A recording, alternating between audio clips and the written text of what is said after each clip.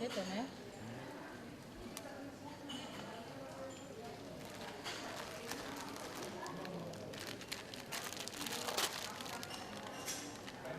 Včeraj si bila pivom, zdaj piš od tega, da si malo zmeri. Res? Zdaj si naročil.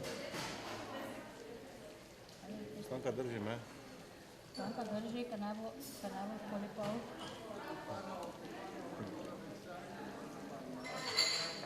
Sem pa nisem.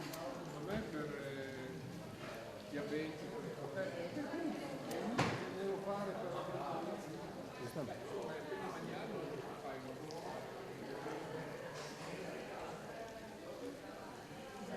Vrni prste, vrnite pa ga tu gor. Ja, piste. Hvala potem na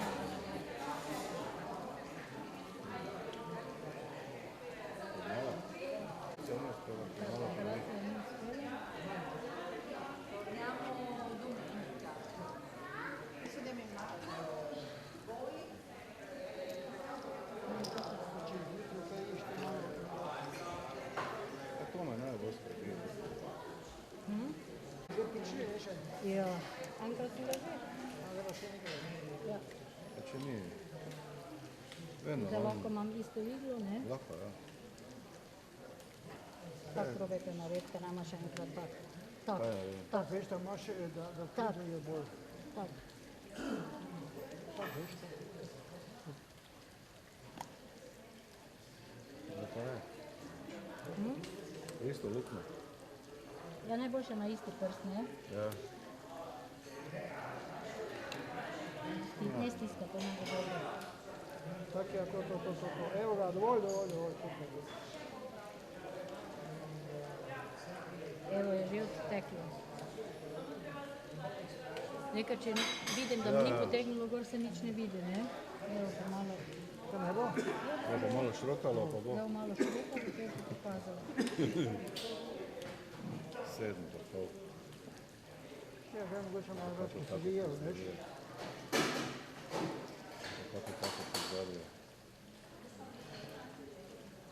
Zdaj zjutraj na testu. Kako dolgo to šruta? Ja, veš da.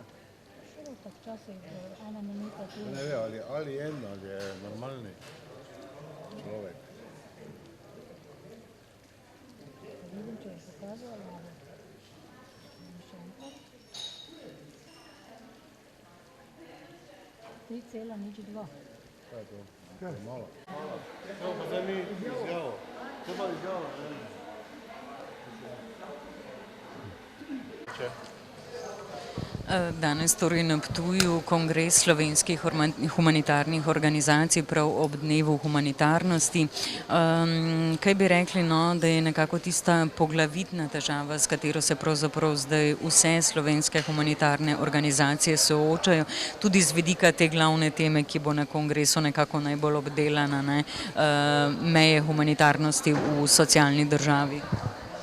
Ja, res je, da imamo v ustavi zapisano, da smo socialna država, ampak če povzamem jaz, ki sem dolgoletna humanitarna delavka in začnem malo poglobljeno razmišljati, mislim, da bi bilo bolj pametno se z tem denarjem, ki se potroši za socialne transferje, morda bolj usmeriti, da bi bilo več delovnih mest, da bi ljudje bili na delovnih mestih zadovoljni in da ne bi bili pod stalnim pritiskom in maltretiranjem delodajalcev.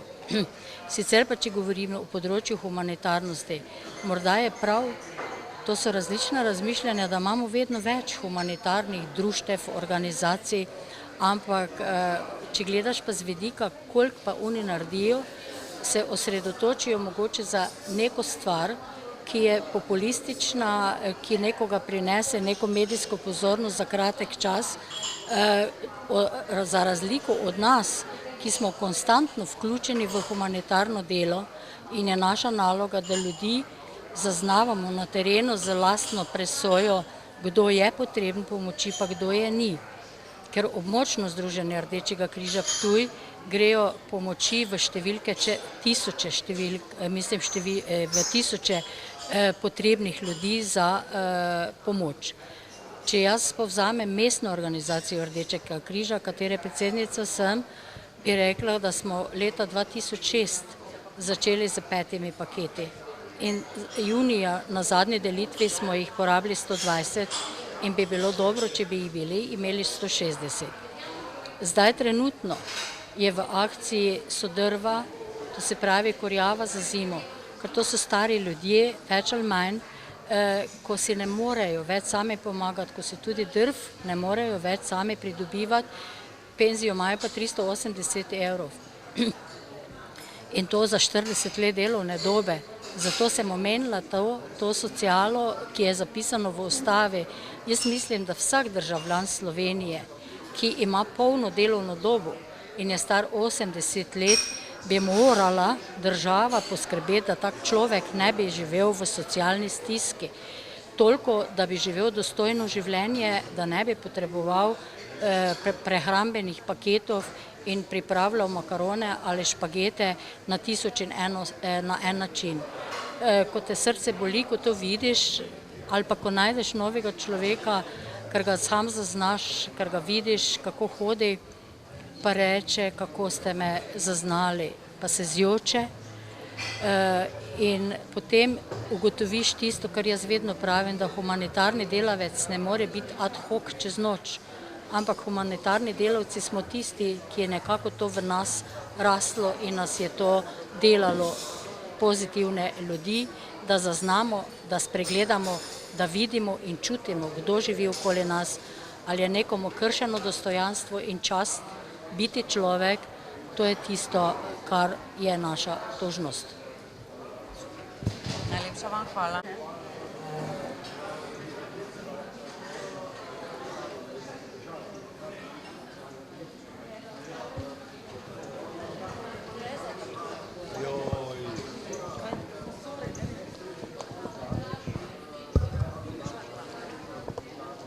Hvala.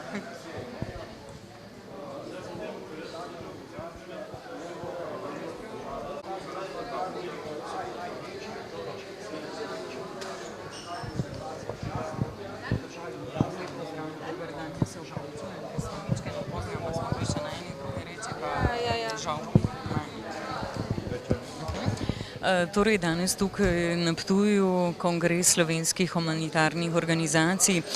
Zdaj vemo, te imajo dela veliko, prav z vidika krize, ki smo jo že toliko let priča. Morda z vidika tiste poglavitne teme, ki jo pravzaprav nekako na tem kongresu danes želite odstrniti, torej meje humanitarnosti v socialni državi. Kje smo na tem področju, kaj so tiste največje stiske, s katerimi se pravzaprav humanitarne organizacije soočate? V Nacionalnem forumu humanitarnih organizacij Slovenije že 3 leta zapovrstjo zbiramo podatke o uporabnikih in ugotavljamo, da se je sicer v letu 2014 število uporabnikov, enkrat štetih uporabnikov, ki potrebujejo asistenco vsaj enkrat ali večkrat, sicer zmanjšalo, kar je zelo dobra novica, pa vendar ostaja število ogromno za Slovenijo, kar je 655 tisoč ljudi. Mi tudi ugotavljamo, da se stiske poglabljajo, ljudi, ki ostajajo znotraj programov, da ostajajo dalj časa v programih, da očitno ne rešujemo trajno kot država teh stisk. In to je tudi današnja tema, kje so meje humanitarnosti in kaj mora poskrbeti država. Ker namreč mi vsi skupaj ugotavljamo, da naredimo ogromno za to, da bi se stiske prebrodile, ampak trajno pa ne rešujemo situacije. Tudi kot humanitarne organizacije jih ne moremo in je to naloga države. In danes bi radi se o tem pogovorili, kje mi vidimo, kje vidi država, kje to vidijo strokovnjaki. Se verjetno bi se vsi bali odgovora na vprašanje, kje bi pravzaprav bili v državi, če vseh teh humanitarnih organizacij ne bi bilo in bi nekako to področje bilo zgolj samo na države, ki vemo pač, kako te stiske rešuje. Ja, gotovo. Hkrati pa čutimo mi, ki delamo v humanitarnih organizacijah, dolžnost, da opozorimo državo, da je potrebno sprejeti kakšne resnejše, bolj pogumne korake za to, da bomo dejansko to stanje presekali. Da ne moremo se strinjati, da v državi, kot je Slovenija, trajno vzdržujemo revščino. Ne. Mislim, da je to popolnoma nesprejemljivo in humanitarne organizacije smo zato tukaj, da moramo opozoriti tudi na to, ne, da uravnavamo socialno kolikor toliko pravičnost v državi z pomočjo donacij prebivalcev, ki to težko prenašajo razslojevanje, to v bistvu ni prav. Ne. Zato menimo, da je tle potreben korak države in jo bomo opozorili na to z današnjim kongresom. Vas lahko prosim samo še povej, če se predstavite? Tereza Novak, predsednica Nacionalnega foruma humanitarnih organizacij Slovenije. Nekaj vam nagaja. Najlepša. Potencijale, ne samo da mu damo nekaj, ampak da prispevamo k rasti njegovih in aktiviranju njegovih lastnih energij. To se pravi, pravzaprav ni samo da. Zato, kot rečeno, se bo posluževala tudi forma razvojna pomoč. Zdaj, prva ugotovitev v tem razmišljanju, kar je stiskane, je ta, da mejne niso nikakor tako med delovanjem države in humanitarnih organizacij. Izvajajo nevladne organizacije, recimo za azilante, je glavni na vse država. To pomeni, da nismo tako daleč in ločeni. Predpostavljam, da glavni resurs pomoči, ki se pretaka skozi nevladne organizacije, civilna družba, da je tu situacija drugačna. Zdaj, in jih je težko jasno razmejiti. Je tako. Nevladni sektor je sicer, torej, državne administracije, v primeru posebno dela. Nekega kolega iz Črne Gore nameravali smo narediti nek skupni projekt z državami nekdanje Jugoslavije. To velja sicer za Črno Goro, ampak moram reči, da je neka odslikava tudi v slovenske situacije, ki je v nove spremembe zakona o volontiranju, s katerim so predvidene kazenske odredbe za volontiranje brez formalnih dogovorov na državljanov v prostovoljskih organizacijah. Potem nadaljuje problem merjenja vrednosti, potem vrednotenje mesta volonterjev v servisu in tako naprej. Prav z vidika te poglavitne teme, ki jo boste danes tukaj odstirali na Kongresu slovenskih humanitarnih organizacij, morda to pravzaprav poglavitno vprašanje, ne? Kje bi bili v Sloveniji, če vseh humanitarnih organizacij, ki se trudijo nekako odstirati težave, stiske, kje bi bili, če teh ne bi bilo? Ja, glejte, oba zelo pomembna sistema in državni sistem, zlasti tu govorimo na področju socialnega varstva v širšem smislu, in pa drug civilno-družbeni sistem, to so humanitarne organizacije, nevladni sektor, sta nepogrešljiva, ne moreta in tudi ne bi smela delati eden brez drugega, vendar zdaj kaj se pa dogaja? Dogaja se to, da socialna država se krči na vseh področjih, grozi nam s tem odstopa država od svoje temeljne ustavne funkcije, namreč socialna država. S krčenjem prihaja država, s krčenjem socialne države prihaja država in njen proračun v skušnjavo, da bo na ta račun nekaj privarčeval in s tem prelil sredstva v ekonomijo, lovil tisti slavni prag 3% in tako naprej. In seveda najprej pade po uporabnikih socialnih pomoči, socialnih transferjev, to je po tistih, s katerimi se ukvarjajo nevladne organizacije. Zakaj? Ker so te ljudje najmanj organizirani, najmanj vidni, najbolj stigmatizirani in tako naprej.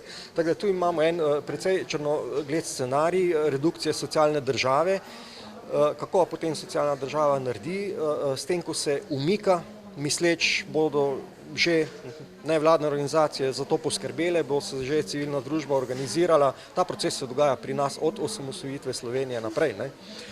S tem država tudi pada v skušnjavo, da bi začela delati podobno, kot se je zgodilo na zdravstvenem področju, torej privatizirati javno skrb za socialne upravičence. To je neka zelo nevarna zadeva.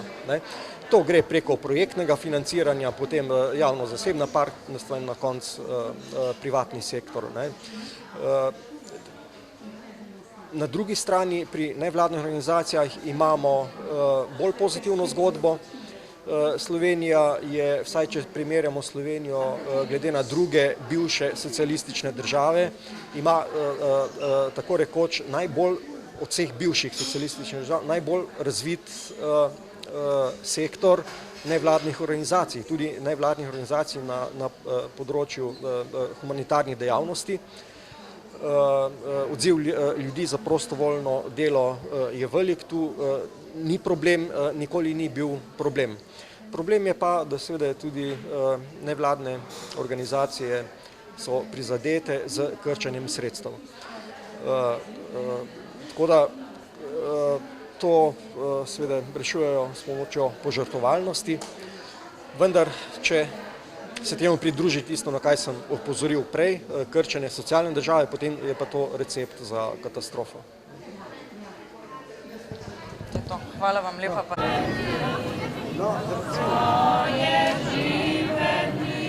Večer grem. Jaz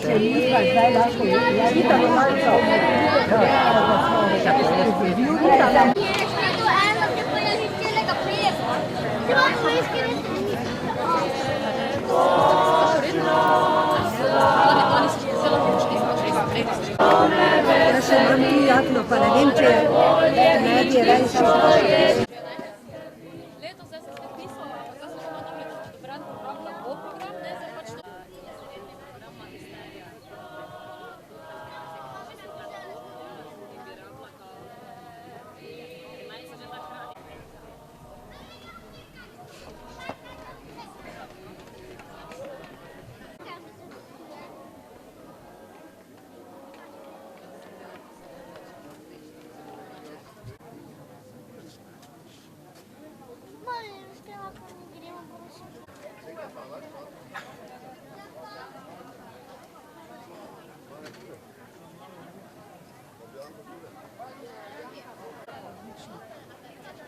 Malo jaz to pogledam. Hvala. Se bom. Vzela dve. To pa jaz tudi takem stilu delam. Res, to pa gledam, zdaj pa mi je to z obeh strani, je pa nekaj novega.